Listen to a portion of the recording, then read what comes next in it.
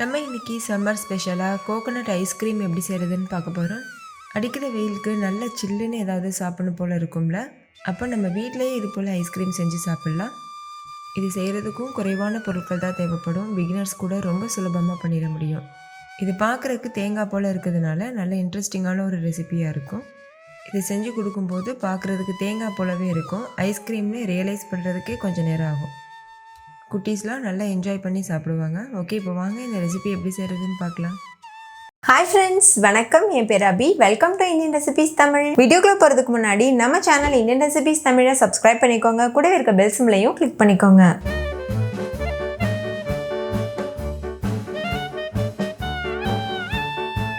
First இந்த recipe பண்ணுறதுக்கு whipping cream எடுத்துக்கோங்க. இந்த கப்பில் நான் 2 கப் அளவுக்கு விப்பிங் க்ரீம் எடுத்திருக்கேன். விப்பிங் க்ரீம் இல்லாமல் கோகோனட் ஐஸ்கிரீம் வேணும்னா கமெண்ட் பண்ணுங்கள், நான் கண்டிப்பாக அந்த ரெசிபியும் ஷேர் பண்ணுறேன். நீங்கள் விப்பிங் க்ரீமுக்கு பதிலாக ஃப்ரெஷ் க்ரீம் கூட யூஸ் பண்ணலாம். விப்பிங் க்ரீம் கிடைக்கலன்னா ஃப்ரெஷ் க்ரீம் யூஸ் பண்ணிக்கோங்க. இப்போ இது ஒரு பீட்டர் வச்சு நல்லா பீட் பண்ணிக்கோங்க. நல்ல ஒரு ஸ்டிஃபான பீக் கன்சிஸ்டன்சிக்கு வரணும். ஒரு கெட்டியான க்ரீம் போல் வரணும். அது வரைக்கும் நல்லா பீட் பண்ணிக்கோங்க. நீங்கள் ஃப்ரெஷ் க்ரீம் யூஸ் பண்ணும்போது இந்த அளவுக்கு நல்லா திக்காக வராது.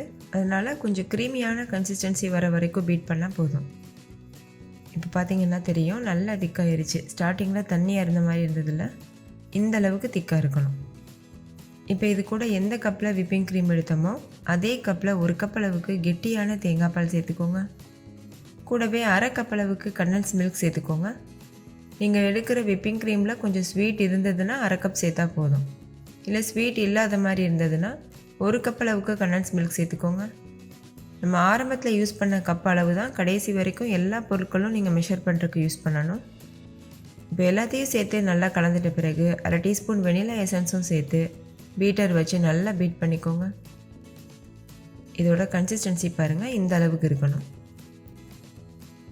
அடுத்து இதை நீங்கள் ஒரு பவுலில் ஊற்றி கூட சர்வ் பண்ணலாம். அப்படி இல்லைன்னா இது போல் கோகோனட் போல் தயார் பண்ணுறதுக்கு அந்த தேங்காவோட அந்த மூடி இருக்குல்ல, அதை மட்டும் எடுத்துக்கோங்க. தேங்காயை வெளியே எடுத்ததுக்கப்புறம் அந்த மூடி இருக்கும்ல, அது எடுத்துகிட்டு ஒரு கிளாஸ் மேலே வச்சுட்டு இந்த மாதிரி ஐஸ்கிரீமாக ஃபில் பண்ணிக்கோங்க. கொஞ்சம் மட்டும் கேப் இருந்தால் போதும். ஃபுல்லாகவே நல்லா இது போல் நிறக்க வச்சுருங்க. இப்போ இதை லேசாக டேப் பண்ணிவிட்டு இந்த கிளாஸோடவே ஃப்ரீசரில் வச்சுருங்க. அப்போ தான் இது ஸ்டேபிளாக அப்படியே நிற்கும். நான் 2 தேங்காய் மூடி மட்டும் எடுத்திருக்கேன். அதில் ஃபில் பண்ணியிருக்கேன். மற்றதுக்கு கிளாஸில் சின்ன சின்ன கப்ஸில் ஃபில் பண்ணியிருக்கேன்.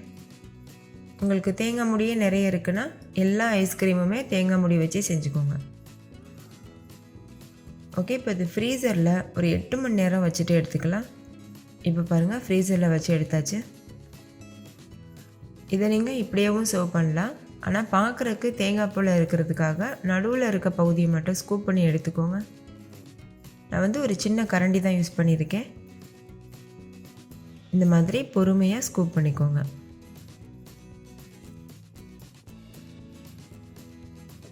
இதை வெளியில் எடுத்ததுக்கப்புறமா பார்க்கும்போது உங்களுக்கு அப்படியே ஒரு உடைச்ச தேங்காய் போலவே இருக்கும். அவ்வளோதான், ரொம்ப டேஸ்டியான தேங்காய் ஐஸ்கிரீம் சூப்பராக தயாராகிடுச்சு. நம்ம இதில் தேங்காய் பால் சேர்த்துருக்கிறதுனால தேங்காய் பாலோட சுவை, அதுக்கப்புறம் கண்டன்ஸ் மில்கோட இனிப்பு இதெல்லாம் சேர்ந்து ரொம்பவே டேஸ்டியாக இருக்கும். நல்ல ஒரு க்ரீமியான கன்சிஸ்டன்சியில் இருக்கும். கண்டிப்பாக நீங்களும் இதே மெத்தடில் ட்ரை பண்ணி பாருங்கள். வீட்டில் இருக்க எல்லோரும் என்ஜாய் பண்ணி கேட்டு வாங்கி சாப்பிடுவாங்க. நீங்களே பார்த்தீங்கன்னா எவ்வளோ சிம்பிளான ரெசிபி. ஒரு டைம் செஞ்சிட்டிங்கன்னா அடிக்கடி செய்ய சொல்லி கேட்பாங்க. இது அவ்வளோ ருசியாகவும் இருக்கும். ஓகே ஃப்ரெண்ட்ஸ், இந்த வீடியோ உங்கள் எல்லாருக்கும் ரொம்ப பிடிச்சிருக்கும்னு நம்புகிறேன். பிடிச்சிருந்தா லைக் பண்ணுங்கள், உங்கள் ஃப்ரெண்ட்ஸ் கூட ஷேர் பண்ணுங்கள். நீங்களும் செஞ்சு பார்த்துட்டு டேஸ்ட் எப்படி இருந்ததுன்னு கமெண்ட்டில் சொல்லுங்கள். தேங்க்யூ, பாய்.